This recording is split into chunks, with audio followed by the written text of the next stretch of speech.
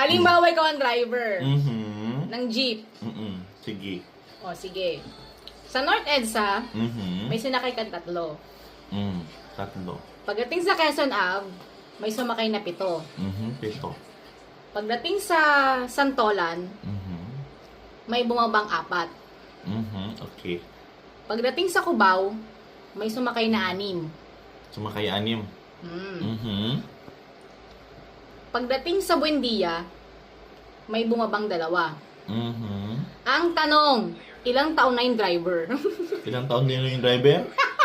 Bakit sinabi mo yung driver niya sa mga pasahero niya kung ilang taon na siyang nagda-drive? Ilang taon na yung driver? Siyempre, hindi siya minor de edad. Senior. Senior na yung driver.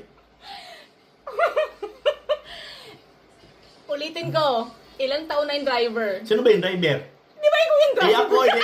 Ako pala yung driver. Ano nga pala? Ilang taon na ba ako? Siyempre, hindi minor de edad. Hindi, siyempre, no. Ay.